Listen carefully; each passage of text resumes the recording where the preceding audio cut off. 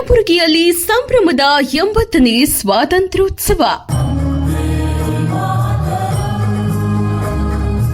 ಗೃಹ ಸಚಿವ ಪ್ರಿಯಾಂಕ್ ಖರ್ಗೆ ಧ್ವಜಾರೋಹಣ.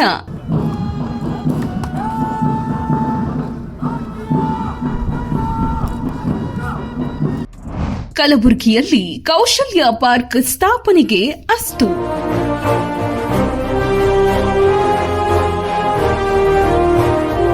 ನವಭಾರತ ನಿರ್ಮಾಣ ಮಾಡಲು ಬಲಿಷ್ಠ ಯುವ ಕರ್ನಾಟಕ ನಿರ್ಮಿಸುವುದು ನಮ್ಮ ಸಂಕಲ್ಪವಾಗಿದೆ.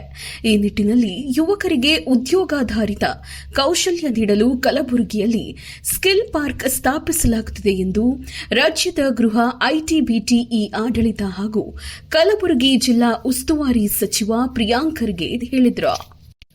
ಕಲಬುರಗಿ ನಗರದ ಪೊಲೀಸ್ ಪರೇಡ್ ಮೈದಾನದಲ್ಲಿ 80ನೇ ಸ್ವಾತಂತ್ರ್ಯ ದಿನಾಚರಣೆ ಪ್ರಯುಕ್ತ ರಾಷ್ಟ್ರಧ್ವಜಾರೋಹಣ ನೆರವೇರಿಸಿದ ನಂತರ ಪರೇಡ್ ವೀಕ್ಷಣೆ ಮಾಡಿ ವಿವಿಧ ತುಕಡಿಗಳಿಂದ ಗೌರವ ವಂದನೆ ಸ್ವೀಕರಿಸಿ ಸಾರ್ವಜನಿಕರನ್ನ ಉದ್ದೇಶಿಸಿ ಮಾತನಾಡಿದ ಅವರು, ಕಲಬುರಗಿ ವಿಭಾಗದಲ್ಲಿಯೇ ಕೌಶಲ್ಯ ಅಭಿವೃದ್ಧಿ ಇಲಾಖೆಯಿಂದ ಎಂಎಸ್ಡಿಸಿ ಸ್ಥಾಪನೆ, ಜಿಟಿಟಿಸಿ ಸೆಂಟರ್ ಹೀಗೆ ಸುಮಾರು 250 ಕೋಟಿ ರೂಪಾಯಿ ಕೌಶಲ್ಯ ಕ್ಷೇತ್ರಕ್ಕೆ ವಿನಿಯೋಗಿಸಲಾಗಿದೆ ಎಂದರು. ಇತ್ತೀಚೆಗೆ ಮುಖ್ಯಮಂತ್ರಿಯಾಗಿ ಅಧಿಕಾರ ಸ್ವೀಕರಿಸಿರುವ ಡಿಕೆ ಶಿವಕುಮಾರ್ ಅವರು ಯುವಕರ ಭವಿಷ್ಯದ ಬಗ್ಗೆ ತುಂಬಾ ಕಾಳಜಿ ಹೊಂದಿದ್ದಾರೆ. ಯುವ ಜನರಲ್ಲಿ ಕ್ರೀಡೆ, ಸಾಂಸ್ಕೃತಿಕ ಚಟುವಟಿಕೆಗಳು, ವೈಜ್ಞಾನಿಕ ಮನೋಭಾವ ಮತ್ತು ಸಾಮಾಜಿಕ ಸಾಮರಸ್ಯವನ್ನು ಬೆಳೆಸುವ ಹಾಗೂ ಸಂವಿಧಾನಿಕ ಮೌಲ್ಯಗಳನ್ನು ಗಟ್ಟಿಗೊಳಿಸುವ ಉದ್ದೇಶದಿಂದ ರಾಜ್ಯದಾದ್ಯಂತ ಒಟ್ಟು 10,000 ಭಾರತ್ ಜೋಡೋ ಯುವ ಸಂಘಗಳನ್ನು ರಚಿಸಲು ಉದ್ದೇಶಿಸಿದ್ದು, ಇದಕ್ಕಾಗಿ 10 ಕೋಟಿ ಅನುದಾನ ಮೀಸಲಿರಿಸಲಿದೆ. ಪ್ರತಿ ಸಂಘಕ್ಕೆ ವಿವಿಧ ಹಂತಗಳಲ್ಲಿ ವಾರ್ಷಿಕವಾಗಿ 10 ಲಕ್ಷ ರೂಪಾಯಿವರೆಗೆ ಅನುದಾನ ದೊರೆಯಲಿದೆ ಎಂದರು. ಕಲಬುರಗಿ ಹಾಗೂ ಕಲ್ಯಾಣ ಕರ್ನಾಟಕ ಭಾಗಕ್ಕೆ ಅನುಕೂಲವಾಗುವಂತೆ ಕೌಶಲ್ಯ ಪಾರ್ಕ್ ನಿರ್ಮಾಣ, ಸಾರಿಗೆ ಅಭಿವೃದ್ಧಿ, ಮಾದಕ ವಸ್ತು ನಿಯಂತ್ರಣಕ್ಕೆ ಬೇಡ ಬ್ರೋ ಅಭಿಯಾನದ ಜಾಗೃತಿ, ಹಳ್ಳಿಗಳಲ್ಲಿ ಸೋಲಾರ್ ಗ್ರಿಡ್ ನಿರ್ಮಾಣ, ಕಲಬುರಗಿ ಸ್ಮಾರ್ಟ್ ಸಿಟಿ ಸೇರಿದಂತೆ ಹಲವು ಯೋಜನೆಗಳಿಗೆ ಗೃಹ ಸಚಿವರು ಗ್ರೀನ್ ಸಿಗ್ನಲ್ ನೀಡಿದರು. ಪರೇಡ್ ಕಮಾಂಡರ್ ಡಿಎಆರ್ಆರ್ಎಸ್ಐ ಮಲ್ಲಯ್ಯ ಮತ್ತು ಸಹಾಯಕ ಪರೇಡ್ ಕಮಾಂಡರ್ ಡಿಎಆರ್ಆರ್ಎಸ್ಐ ಗುರು ಬಸವರಾಜ ನೇತೃತ್ವದಲ್ಲಿ 16 ತುಕಡಿಗಳಿಂದ ಆಕರ್ಷಕ ಪಥ ಸಂಚಲನ ನಡೆಯಿತು. ದಿನಾಚರಣೆಯ ಸಂಭ್ರಮದ ಆಚರಣೆಯಲ್ಲಿ ಪಾಲ್ಗೊಂಡಿರತಕ್ಕಂತಹ ವಿವಿಧ ಪರೇಡ್ ಪಡೆಗಳ ಪರಿವೀಕ್ಷಣೆ ಹಾಗೂ ಅವರಿಂದ ಗೌರವ ವಂದನೆಯನ್ನು ಸ್ವೀಕರಿಸಲು ಇದೀಗ ಮಾನ್ಯ ಮುಖ್ಯ ಅತಿಥಿಗಳು ಸಾಕ್ತಾ ಇದ್ದಾರೆ.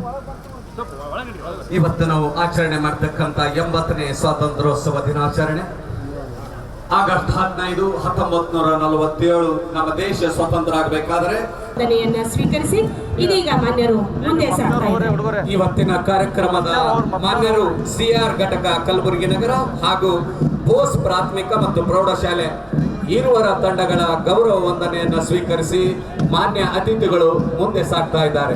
ಮಾನ್ಯರ ಮುಂದಿನ ಪರಿವೀಕ್ಷಣೆಯು ಸಿವಿಲ್ ಕಲಬುರಗಿ ಜಿಲ್ಲೆ ಪುರುಷ ಪಡೆ ಹಾಗೂ ತದನಂತರ ಮಾನ್ಯರ ಮುಂದಿನ ಪರಿವೀಕ್ಷಣೆಯು ಹೋಂಗಾರ್ಡ್ ಪಡೆ ಹಾಗೂ ಅನೇಕ ಅಭಿವೃದ್ಧಿಯ ಕಾರ್ಯಗಳನ್ನು ಮಾಡುತ್ತಾ ದೀನ ದಲಿತರ, ಹಿಂದುಳಿದವರ, ನಿರ್ಗತಿಕರ, ಆಪತ್ ಬಾಂಧವರಾಗಿ ಕಾರ್ಯಗೈಯುತ್ತಿದ್ದಾರೆ. ಕಲಬುರಗಿ ಜಿಲ್ಲೆಯಲ್ಲಿ ಮಾನ್ಯ ಅತಿಥಿಗಳು ಸನ್ಮಾನ್ಯ ಶ್ರೀ ಪ್ರಿಯಾಂಕ್ ಖರ್ಗೆ, ಗೃಹ ಸಚಿವರು, ಮಾಹಿತಿ ತಂತ್ರಜ್ಞಾನ ಮತ್ತು ಜೈವಿಕ ತಂತ್ರಜ್ಞಾನ ಈ ಆಡಳಿತ ಇಲಾಖೆ ಸಚಿವರು, ಕರ್ನಾಟಕ ಸರ್ಕಾರ ವೇದಿಕೆಗೆ ಆಗಮಿಸುತ್ತಿದ್ದಾರೆ. ನಾವೆಲ್ಲ ಮೈದಾನದಲ್ಲಿ ಬಹು ಆಕರ್ಷಕವಾದ ಪಥ ಸಂಚಲನಕ್ಕೆ ಚಾಲನೆ ದೊರಕಿದ್ದು, ಶ್ರೀ ಶರಣಪ್ಪ ಮಾನ್ಯ ಪೊಲೀಸ್ ಆಯುಕ್ತರು ಹಾಗೂ ಶ್ರೀ ಅಡ್ಡೂರು ಶ್ರೀನಿವಾಸರು ಮಾನ್ಯ ಪೊಲೀಸ್ ಅಧೀಕ್ಷಕರು ಕಲಬುರಗಿ ಆಗಮಿಸ್ತಾ ಇದೆ. ಪ್ರಯತ್ನಕ್ಕೆ ತಕ್ಕ ಫಲ ಅನ್ನುವಂತೆ ಸುಮಾರು 5 ದಿನಗಳ ಪರ್ಯಂತ ಹಗಲಿರುಳು ಶಿಸ್ತುಬದ್ಧವಾಗಿ 16 ತುಕಡಿಗಳು ಇವತ್ತು ಜಿಲ್ಲಾಡಳಿತದ ಪರವಾಗಿ ಇವತ್ತು ಆಚರಣೆ ಮಾಡತಕ್ಕಂಥ 80ನೇ ಸ್ವಾತಂತ್ರ್ಯೋತ್ಸವ ದಿನಾಚರಣೆಯಲ್ಲಿ ಕಮಾಂಡರ್ ಆಗಿ ಶ್ರೀ ಗುರು ಬಸವರಾಜ ಆರ್ಎಸ್ಐಡಿ ಅವರು ಸಹಾಯಕ ಪರೇಡ್ ಕಮಾಂಡರ್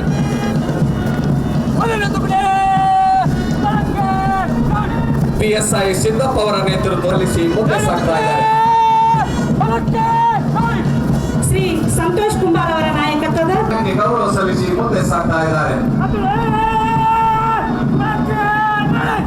ಕುಮಾರಿ ಶಾಂತಾ ಮೈನೂರ್ ಅವರ ನಾಯಕತ್ವದಲ್ಲಿ ನಗರ ಮಾನ್ಯರಿಗೆ ಮತ್ತು ಧ್ವಜಕ್ಕೆ ಗೌರವ ಸಲ್ಲಿಸಿ ಮುಂದೆ ಸಾಗ್ತಾ ಇದ್ದಾರೆ. ಶ್ರೀ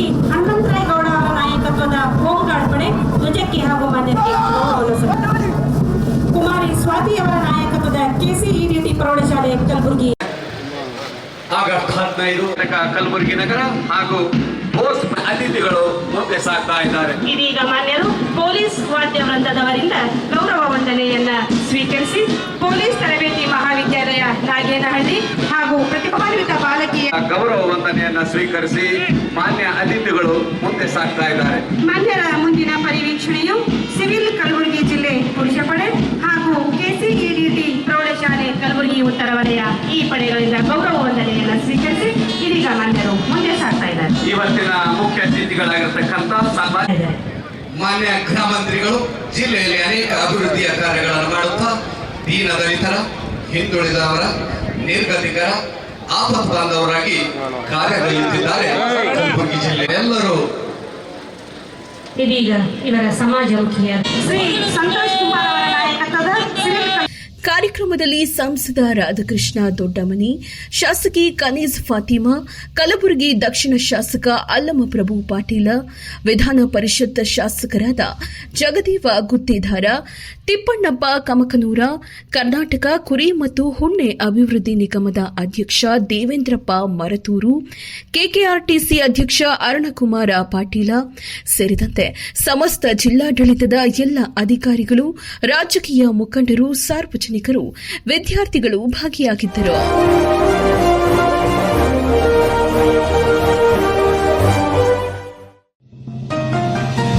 ಜನಸಾಮಾನ್ಯರ ಧ್ವನಿಯಾಗಿ ದಮನಿತರ ಬಲವಾಗಿ SSW ನ್ಯೂಸ್ ಕನ್ನಡ ಚಾನೆಲ್.